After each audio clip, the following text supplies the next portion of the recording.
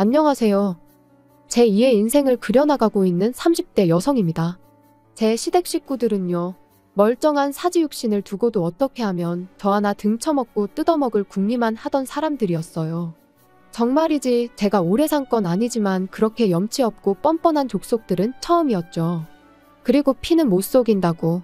연애할 땐 몰랐는데 남편도 별반 다를 게 없더라고요. 남편하고는 아는 언니의 소개로 만나 1년을 사귀었어요. 남편이나 저나 나이가 있다 보니 어느 정도는 결혼을 염두에 두고 만나왔고요. 그리고 솔직히 저는 남편이나 저나 둘 다 직장 생활을 한 지도 꽤 되었고 앞으로도 계속 맞벌이를 할 거라고 생각했으니까 남편과 결혼하는 걸 걱정해 본 적은 없어요. 게다가 저희 부모님께선 예전부터 제가 결혼할 때 한 1억 정도는 지원해 주시겠다고 하셨으니까요. 그런데 막상 본격적으로 결혼 이야기가 나오고 나니 남편이 한다는 말이 돈이 없답니다. 직장 생활을 8년이나 했는데 겨우 3천밖에 못 모았다나요? 시댁에서 도와줄 수도 없다고 했고요. 그래서 저는 남편에게 그럼 당장 결혼하는 건 무리라고 솔직하게 얘기했습니다. 양쪽이 차이가 많이 나는데 분명 친정 부모님께서도 탐탁치 않아 하실 거고, 그럼 그런 우리 부모님을 설득하는 과정에서 나나 당신이 얼마나 상처를 받을지 안 봐도 뻔하다. 그렇다고 당장 헤어지자는 건 아니고 앞으로 한 1년만이라도 얼마라도 빡세게 모아보자. 하지만 남편의 고집은 완강했습니다. 세상에 누가 결혼할 때 모든 걸 완벽하게 갖춰놓고 결혼하냐면서 일단 없으면 없는 대로 하고 이후로 같이 노력하면 되는 거 아니냐고요. 그리고 이 상황을 친한 친구에게 털어놓으니 친구가 보인 반응 또한 뜻밖이었습니다. 남편이 해오는 게 없고 시댁에서도 해주는 게 없으면 적어도 너한테도 이것저것 요구하진 못할 거 아니냐. 어쩌면 그게 차라리 속 편할 수도 있다. 어쩐지 남편 말도 친구 말도 다 일리가 있는 것 같았어요. 그리고 무엇보다도 일단 저부터가 헤어지는 건 엄두가 나질 않았던 게 사실이고요. 그러니 어떻게든 좋은 쪽으로 생각을 해보려고 노력을 했던 것 같습니다. 그래서 결국 마음을 다잡고 결혼을 하기로 했는데 문제는 결혼을 준비하는 과정 또한 순탄치만은 않았다는 거예요. 집을 알아보는데 매물도 없고 집값도 많이 올라 아무리 저희 친정에서 보태주신다고 한들 매매는커녕 전세도 대출을 받지 않고는 방법이 없겠더라고요. 게다가 저희가 살게 될 집에서 회사까지의 거리도 무시할 수 없었죠.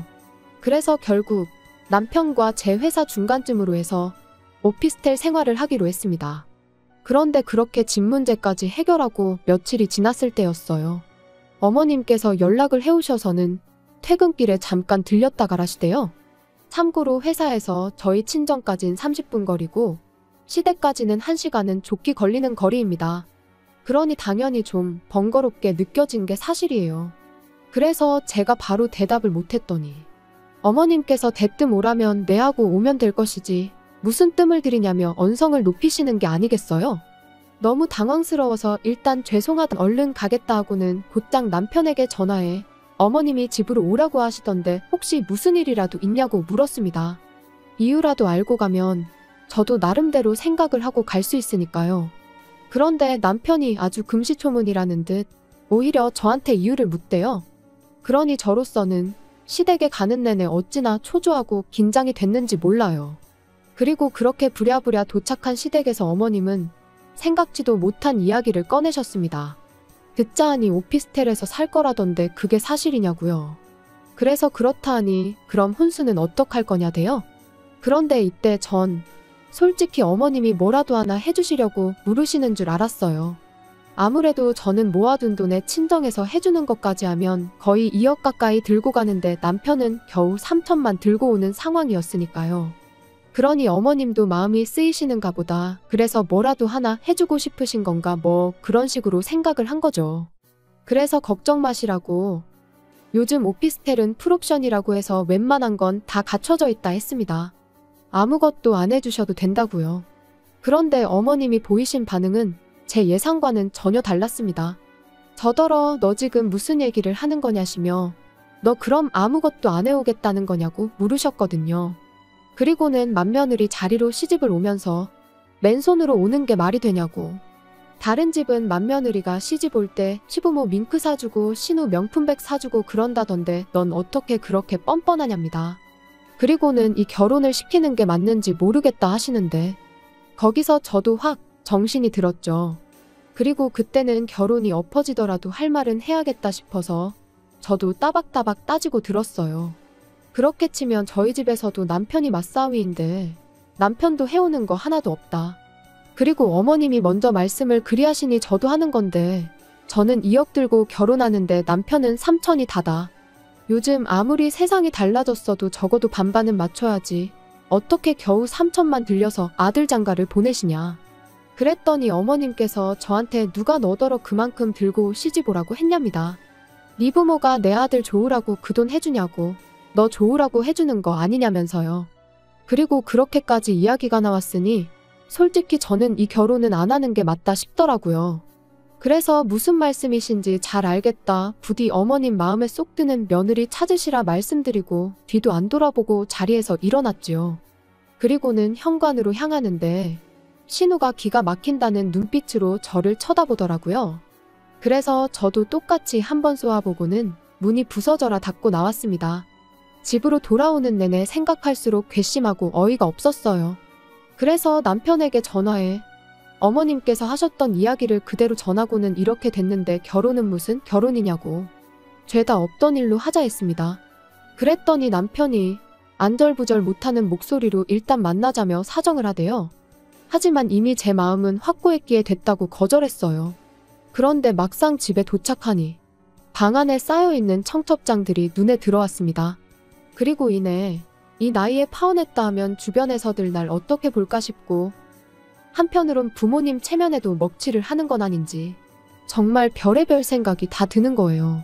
그리고 그 와중에 남편은 계속해서 자기가 어머니하고 제대로 단판을 짓겠다며 한 번만 자기를 믿어달라고 문자를 보내댔고요. 그래서 결국 원래대로 결혼하기로 한 거죠. 그리고 정말로 약속대로 남편이 어머님하고 단판을 잘 지었는지 이후로 결혼식까지 어머님께선 억지를 쓰시거나 무리한 요구를 하지 않으셨습니다.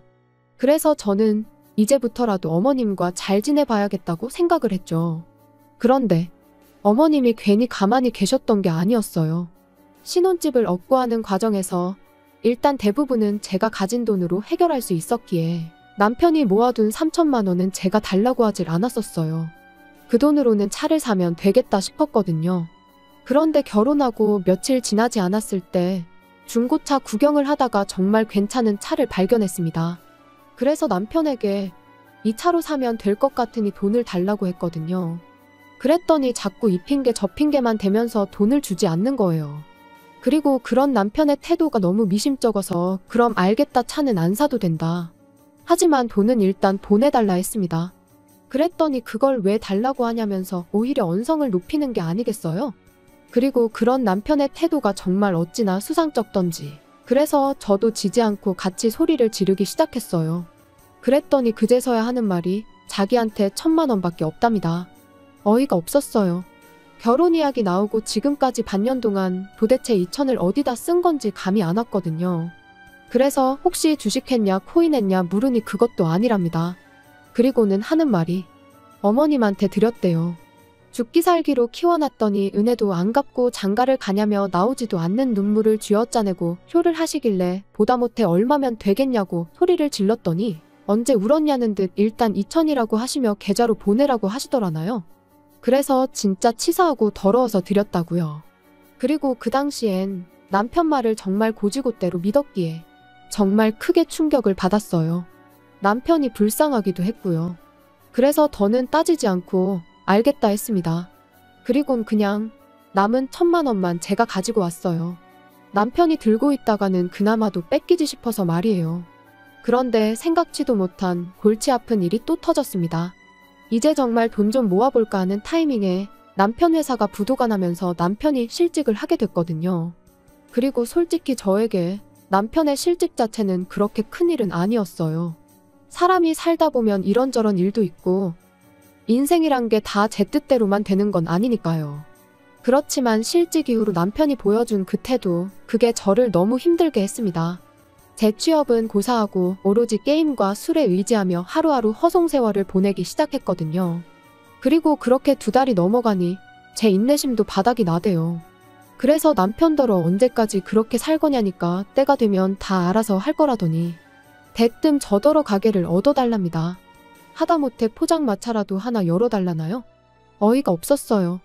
라면도 하나 제대로 못 끓여 먹는 주제에 포장마차라뇨. 그래서 돈이 어딨냐고 말도 안 되는 소리 좀 하지 말라고 했어요. 그랬더니 자기가 가져온 1,000만 원 얘기를 하면서 그걸로 하면 될 거 아니냐는 거예요. 그리고는 이 이야기가 어떻게 시부모님 귀에까지 들어가서는 그때부터 어머님한테 하루가 멀다 하고 연락이 오기 시작했습니다. 남편이 뭘 좀 해보겠다는데 마누라가 돼서는 지지는 못해주고 소나치고 앉았냐면서요. 그래서 결국 남편한테 1,000만 원 돌려줬어요. 이걸로 네가 하던지 말던지 알아서 하라고요. 하지만 제가 우려한 대로 남편은 뭐 하나 지 손으로 할 줄을 모르는 인간이었습니다. 당장 포장마차를 하겠다고 해놓고 자리도 하나 못 구해서는 끙끙 앓고만 있었으니까요. 그래서 결국 제가 아는 사람을 통해 물어물어 대학가 근처에 자리까지 잡아줬지요. 그리고 그 정도로 해줬으면 남편도 어느 정도 노력은 할 줄 알았는데 천만에요.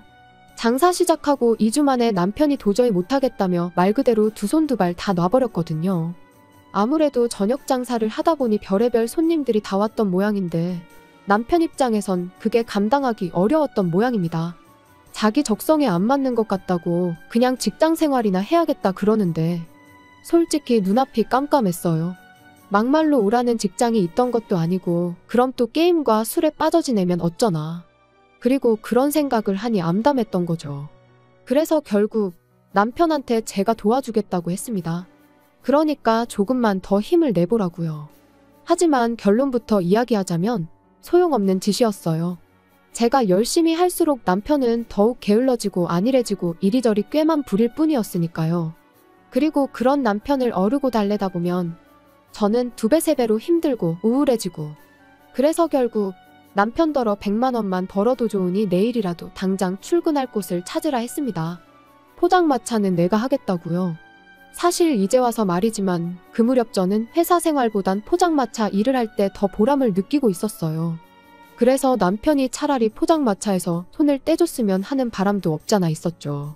그리고 그렇게 3년이 지난 올해 초였습니다. 날씨가 너무 안 좋아서 도저히 포장마차는 열 수가 없겠다 싶어 모처럼 집에서 쉬고 있는데 어머님한테 연락이 왔어요. 할애하기가 있으니 남편하고 오라고요. 그래서 남편이 퇴근하기가 무섭게 시댁으로 향했는데 이번에도 역시나 잘 지냈냐 뭐 안부는 고사하고 다짜고짜 당신 할 말만 쏟아내셨습니다. 그리고 그 이야기는 기가 막히대요. 남자친구가 있는 줄도 몰랐는데 신우가 임신을 했다고요. 게다가 그 남자친구가 신우보다 10살이나 어리다는데 뭐라 할 말이 없었죠. 하지만 뭐 제가 어떻게 생각하든 두 사람이 좋으면 그만 아닌가요? 그래서 축하한다 했습니다. 그랬더니 어머님이 너는 하나뿐인 신우가 시집을 가게 생겼는데 말로만 그러냐면서 신우랑 결혼해야 할 남자가 가진 게 쥐뿔도 없어서 큰일이다 뭐 그런 푸념을 잠깐 늘어놓으시더니 그래서 말인데 저더러 가게 열려고 모아놓은 돈이 있지 않냐며 일단 그 돈을 좀 쓰셔야겠답니다. 빌려달라고 해도 빌려줄까 말까인데 완전 맡겨놓은 사람처럼 말씀을 하시더라니까요. 그래서 단칼에 그렇게는 안 된다 했습니다. 어머님 말씀대로 가게 열 때 써야 하는 돈이라 안 된다고요. 그랬더니 어머님이 내가 너 그럴 줄 알았다면서 근데 너 그 포장마차 누구 돈으로 시작한지는 알고 있냐입니다. 내 아들 돈으로 시작한 거다. 이 말씀이셨죠. 그래서 저도 그건 결혼할 때 들고 온 결혼자금이었으니 남편 돈이라고만 볼 수는 없다고 받아쳤어요. 그런데 남편은 하지만 어머님이 3천을 다 가져가실 수도 있었는데 2천만 가져가신 거라고 생각하면 어머님의 권리가 아예 없다고는 볼 수 없다면서 헛소리나 하더라니까요. 그러면서 가게는 좀 천천히 열어도 되지만 신우는 이제 곧 배도 불러올 거고 그러니까 우열을 따져도 신우 결혼식이 먼저 아니겠냐면서 순서에 맞게 돈을 쓰잡니다. 기가 막혔죠. 그래서 당연히 싫다고 말도 안 되는 소리 좀 하지 말라고 했어요. 그리고는 남편더러 내가 그 돈을 어떻게 벌었는지 누구보다 잘 알면서 그런 소리가 나오냐고 그럴 것 같으면 당신이 당신 앞으로 대출받아 빌려주라고 쏘아붙였네요. 그랬더니 저희 어머님은 또다시 아니 돈이 있는데 뭐하러 쓸데없이 대출을 받아서 이자를 내냐며 저더러 그렇게 네 욕심만 챙기면 못 쓴다나요? 그리고는 시집 올 때도 CM이고 신우한테 뭐 하나 해주지도 않고 정말 너무한다면서 그런 식으로 굴거면 아예 당신 아들하고도 살지 말라대요. 그리고 저는 그런 어머님의 말씀에 남편이 뭐라고 한마디라도 할 줄 알았는데 전혀요. 남편은 어머님이 하시는 말씀이 전부 다 옳다는 표정으로 저를 바라볼 뿐이었어요. 그래서 저도 몇 초간 남편을 바라보다가 알겠다고 했습니다. 데려가시라고. 지금 당장 제가 먼저 남편을 포기하겠다고요. 그랬더니 그제서야 어머님도 남편도 그리고 신우까지 이게 아닌데 하는 표정을 짓더니 남편이 제 손목을 잡아 끌고 방으로 데리고 들어가선 왜 이렇게 일을 키우냐입니다. 그냥 이참에 몇 푼이라도 도와주고 어머님한테 인정받고 하면 얼마나 좋으냐면서요. 하지만 이제 와서 인정은 무슨 다 필요 없다 했습니다. 당장 남편부터가 내 마음 하나 몰라주는데 어머님한테 인정받는 건 나한테는 아무런 의미도 없다고요. 그리고는 신우 배가 불러오든 말든 시집을 가든 못 가든 그건 다 니네 식구들끼리 알아서 해라 하곤 방 밖으로 뛰쳐나왔지요. 그리곤 안녕히 계시라는 인사는커녕 뭐를 하건 간에 분수껏 하라고 괜한 사람 괴롭히지 말라 했습니다. 남편한테는 이 짐은 퀵으로 다 보내줄 테니 따라 나오지 말라 했어요. 집으로 돌아오는 내내 마치 결혼 전 어머님한테 처음 폭언을 들었던 그날처럼 어찌나 분하고 속상하던지 눈물만 하염없이 흐르더군요. 그리고 남편하고는 결국 협의 이혼했습니다. 포장마차 시작할 때 들어간 비용의 반을 돌려주는 조건으로 깔끔하게 헤어졌지요. 솔직히 그 돈도 주기 싫었지만 그나마도 안 주면 도무지 나가 떨어질 것 같지가 않아서 별 수 없었네요. 듣자 하니 남편은 저와 이혼하고 얼마 안 가 또 회사에서 잘린 모양입니다. 그런데 이번엔 남편이 회사 공금에 손을 댔다는 소문이 있어요. 혹시 신우 결혼 때문에 그런 짓까지 한 걸까요? 이제 뭐 저랑 상관없는 사람이니까 제 알 바는 아니지만 남편을 생각하면 불쌍하기도 하고 한편으론 한심하기도 하고 미움보다는 애증이라고 봐야 할 것 같네요. 아무튼 남편과는 헤어졌지만 그 사람이 아니라면 장사를 시작할 엄두조차 못 냈을 테니 고마운 마음도 조금은 남아있기에 그 사람은 그 사람대로 잘 살기를 바랄 뿐입니다.